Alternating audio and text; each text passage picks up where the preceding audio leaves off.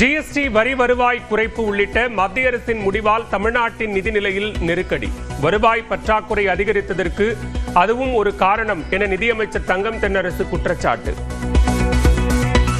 விடுவிக்கப்பட வேண்டிய ஒன்றிய அரசின் பங்கான சுமார் 9,500 கோடி ரூபாய் மாநில அரசின் மொத்த நிலுவைக் கடன்களின் ஒரு பகுதியாகவே தொடர்ந்து வருகிறது. மாநிலத்திற்கு உரிய கடன் திரட்டும் திறனையும் பாதித்துள்ளது. இதனால் மாநில அரசின் பணப்புழக்கமும் பாதிக்கப்பட்டுள்ளது. மகளிருக்கு 5,000 ரூபாய் வழங்கியதால் தமிழ்நாடே இன்ப அதிர்ச்சி அடைந்ததாக நிதியமைச்சர் தங்கம் தென்னரசு பெருமிதம். எதிர்கால தடைகளை கணித்து முன்கூட்டியே வழங்கியதாக முதலமைச்சர் மு க ஸ்டாலினுக்கு பட்ஜெட்டில் பாராட்டு. 1,31,00,000 மகளிர் வங்கிக் கணக்கில் 5,000 ரூபாய் உரிமை தொகை வரவு வைத்தபோது இந்த நாடே திரும்பி பார்த்தது. மக்கள் மகிழ்ச்சி கடலில் திளைத்தனர். தமிழ்நாடு அரசின் கடன் வரும் நிதியாண்டில் 10,62,000 கோடியாக அதிகரிக்கும் என பட்ஜெட்டில் தகவல். மெட்ரோ திட்டத்தில் மத்திய அரசின் அலட்சியத்தால் அரசின் கடன் செயற்கையாக அதிகரித்துள்ளதாக அமைச்சர் குற்றச்சாட்டு.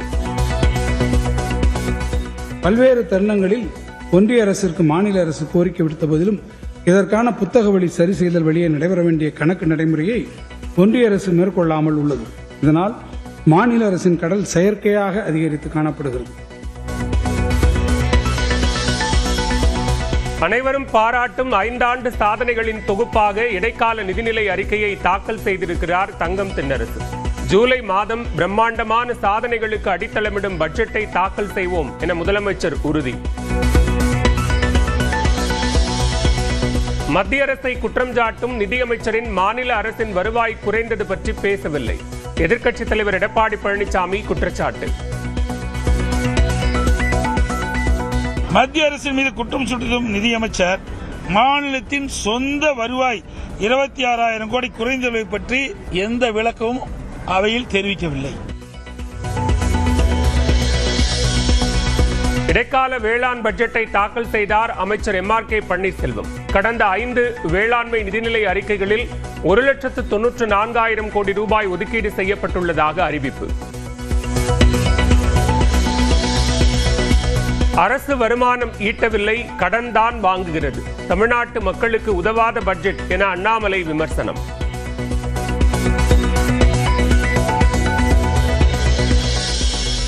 வரும் 20ஆம் தேதி வரை சட்டப்பேரவை கூட்டத்தொடர் நடைபெறும். அலுவல் ஆய்வு கூட்டத்திற்கு பிறகு சபாநாயகர் அப்பாவு அறிவிப்பு.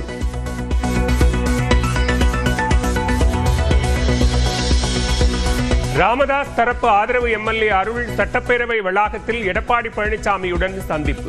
அதிமுகவுடன் கூட்டணியா என்ற கேள்விக்கு ராமதாஸ் பதிலளிப்பார் என பேட்டி.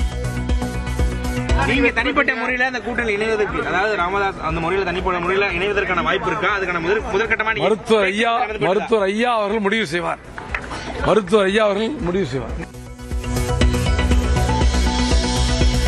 எங்களுக்குள் இருப்பது அண்ணன் தம்பி பிரச்சனை. செல்வ பெருந்தகை கார்கே சந்திப்பு குறித்து காங்கிரஸ் MP மாணிக்கம் தாக்கூர் பேட்டி. அண்ணனுக்கும் தம்பிக்குமான ஒரு பிரச்சனை ஒண்ணு, நாங்கெல்லாம் சகோதரர்கள். அண்ணனை பொறுத்த வரைக்கும் அதெல்லாம் ஒண்ணு, அண்ணனுக்கு தம்பிக்கு ஒன்றும் பிரச்சனை, பெரிய பிரச்சனை இல்லை.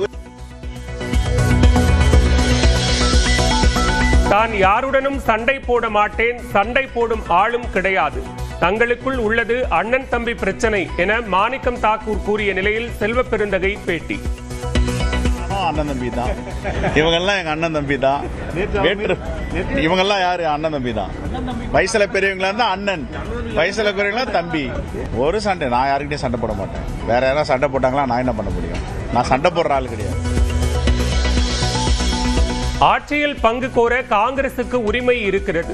பேச்சுவார்த்தையில் சுமூகம் ஏற்படும் என்றும் திமுக கூட்டணியில் காங்கிரஸ் நீடிக்கும் எனவும் விசிக தலைவர் திருமாவளவன் பேட்டி.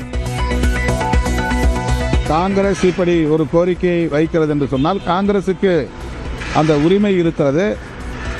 அது கட்சிக்குள்ளே, கூட்டணிக்குள்ளே பேசி தீர்க்கப்படும். தென் வங்கக்கடலில் உருவான காற்றழுத்த தாழ்வு பகுதி நாளை மேலும் வலுப்பெறும். சென்னை வானிலை ஆய்வு மையம் கணிப்பு.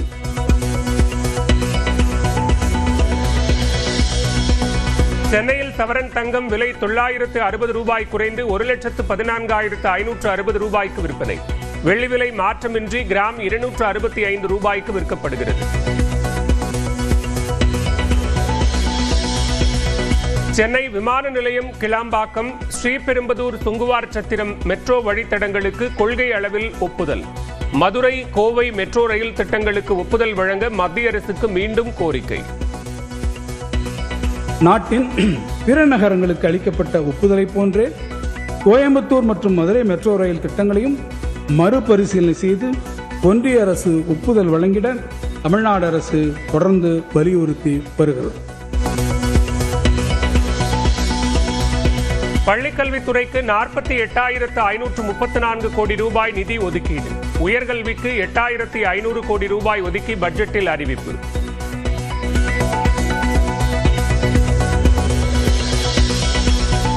கலைஞர் கனவு இல்லம் திட்டத்தின் கீழ் மேலும் 1 லட்சம் வீடுகள் கட்டப்படும். இலங்கை தமிழர்களுக்கு 3 கட்டங்களாக வீடுகளை கட்ட 630 கோடி ஒதுக்கீடு. இபிஎஸ் முன்னிலையில் அதிமுகவில் இணைந்தார் மு.க. அழகிரியின் ஆதரவாளர் PM மன்னன். மதுரை துணை மேயராக பொறுப்பு வகித்த நிலையில் ஆதரவாளர்களுடன் அதிமுகவில் ஐக்கியம். மத்திய அரசை கண்டித்து புதுச்சேரியில் காங்கிரஸ் சார் பாத யாத்திரை. காங்கிரஸ் தேசிய பொதுச் செயலாளர் KC வேணுகோபால் பங்கேற்பு. தமிழ்நாட்டை தொடர்ந்து புதுச்சேரியிலும் கமலின் மக்கள் நீதி மய்யம் கட்சிக்கு டார்ச் லைட் சின்னம் ஒதுக்கீடு. இந்திய தேர்தல் ஆணையம் நடவடிக்கை.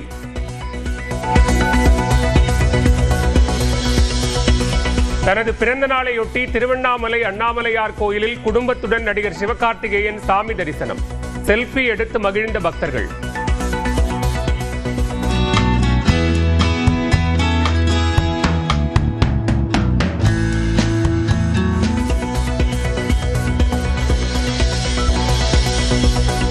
GST வரி வருவாய் குறைப்பு உள்ளிட்ட மத்திய அரசின் முடிவால் தமிழ்நாட்டின் நிதிநிலையில் நெருக்கடி.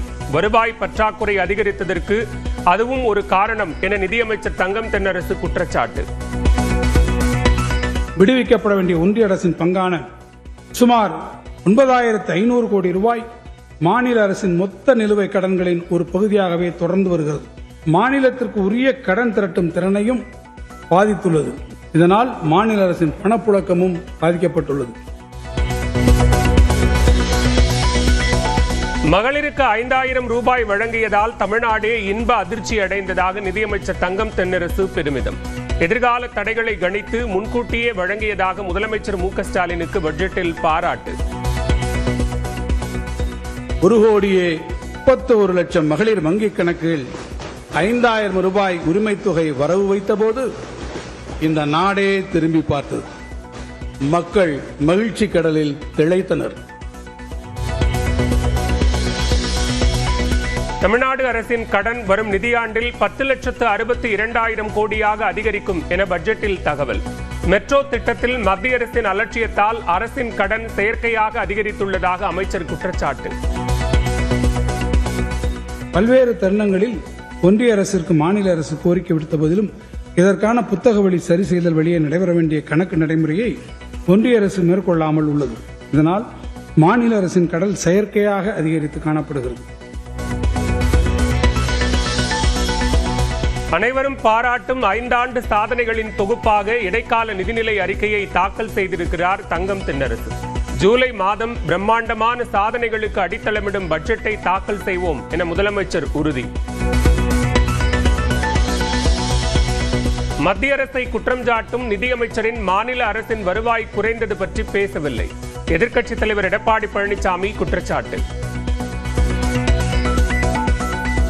மத்திய அரசின் மீது குற்றம் சுட்டும் நிதியமைச்சர் மாநிலத்தின் சொந்த வருவாய் 26,000 கோடி குறைந்துள்ளதை பற்றி எந்த விளக்கமும் அவையில் தெரிவிக்கவில்லை. இடைக்கால வேளாண் பட்ஜெட்டை தாக்கல் செய்தார் அமைச்சர் MRK பன்னீர்செல்வம். கடந்த 5 வேளாண்மை நிதிநிலை அறிக்கைகளில் 1,94,000 கோடி ரூபாய் ஒதுக்கீடு செய்யப்பட்டுள்ளதாக அறிவிப்பு. அரசு வருமானம் ஈட்டவில்லை, கடன் தான் வாங்குகிறது.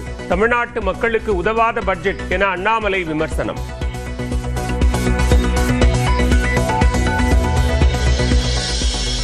வரும் 20ஆம் தேதி வரை சட்டப்பேரவை கூட்டத்தொடர் நடைபெறும். அலுவல் ஆய்வுக் கூட்டத்திற்கு பிறகு சபாநாயகர் அப்பாவு அறிவிப்பு.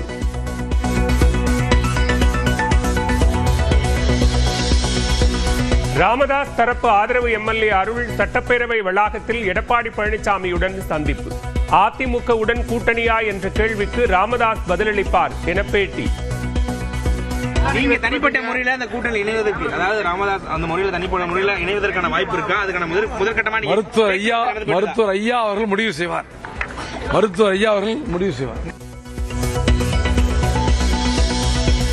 எங்களுக்குள் இருப்பது அண்ணன் தம்பி பிரச்சனை. செல்வ பெருந்தகை கார்கே சந்திப்பு குறித்து காங்கிரஸ் எம்பி மாணிக்கம் தாக்கூர் பேட்டி. அண்ணனுக்கும் தம்பிக்குமான ஒரு பிரச்சனை ஒன்று, நாங்கெல்லாம் சகோதரர்கள். அண்ணனை பொறுத்த வரைக்கும் அதெல்லாம் ஒன்றும் அண்ணனுக்கு தம்பிக்கு ஒன்றும் பிரச்சனை, பெரிய பிரச்சனை இல்லை. தான் யாருடனும் சண்டை போட மாட்டேன், சண்டை போடும் ஆளும் கிடையாது. தங்களுக்குள் உள்ளது அண்ணன் தம்பி பிரச்சனை என மாணிக்கம் தாக்கூர் கூறிய நிலையில் செல்வ பெருந்தகை பேட்டி. அண்ணன் தம்பி தான் இவங்கெல்லாம், எங்க அண்ணன் தம்பி தான். இவங்கெல்லாம் யாரு? அண்ணன் தம்பி தான். வயசுல பெரியவங்களா இருந்தா அண்ணன், வயசுல குறைவங்களா தம்பி. ஒரு சண்டை, நான் யாருக்கிட்டையும் சண்டை போட மாட்டேன். வேற யாராவது சண்டை போட்டாங்களா நான் என்ன பண்ண முடியும்?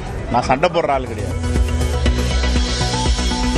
ஆட்சியில் பங்கு கோர காங்கிரசுக்கு உரிமை இருக்கிறது. பேச்சுவார்த்தையில் சுமூகம் ஏற்படும் என்றும் திமுக கூட்டணியில் காங்கிரஸ் நீடிக்கும் எனவும் விசிக தலைவர் திருமாவளவன் பேட்டி. காங்கிரஸ் இப்படி ஒரு கோரிக்கையை வைக்கிறது என்று சொன்னால் காங்கிரசுக்கு அந்த உரிமை இருக்கிறது. அது கட்சிக்குள்ளே, கூட்டணிக்குள்ளே பேசி தீர்க்கப்படும். தென் வங்கக்கடலில் உருவான காற்றழுத்த தாழ்வு பகுதி நாளை மேலும் வலுப்பெறும். சென்னை வானிலை ஆய்வு மையம் கணிப்பு.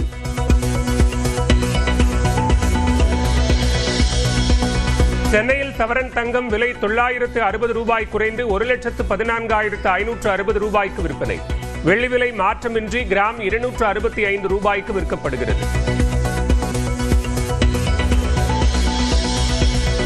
சென்னை விமான நிலையம், கிளாம்பாக்கம், ஸ்ரீபெரும்புதூர், சுங்குவார் சத்திரம் மெட்ரோ வழித்தடங்களுக்கு கொள்கை அளவில் ஒப்புதல்.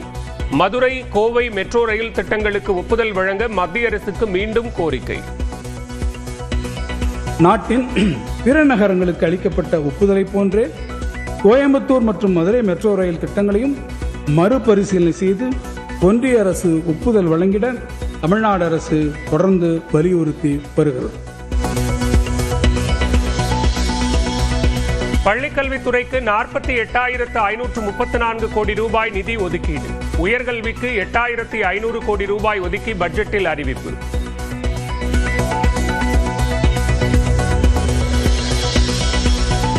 கலைஞர் கனவு இல்லம் திட்டத்தின் கீழ் மேலும் 1 லட்சம் வீடுகள் கட்டப்படும். இலங்கை தமிழர்களுக்கு 3 கட்டங்களாக வீடுகளை கட்ட 630 கோடி ஒதுக்கீடு.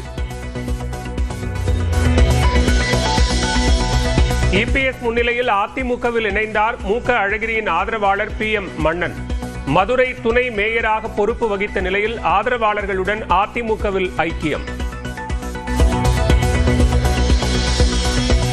மத்திய அரசை கண்டித்து புதுச்சேரியில் காங்கிரசார் பாத யாத்திரை.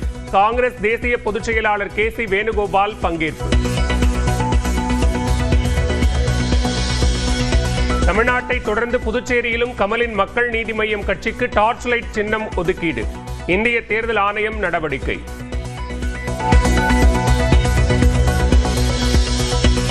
தனது பிறந்த நாளையொட்டி திருவண்ணாமலை அண்ணாமலையார் கோயிலில் குடும்பத்துடன் நடிகர் சிவகார்த்திகேயன் சாமி தரிசனம்.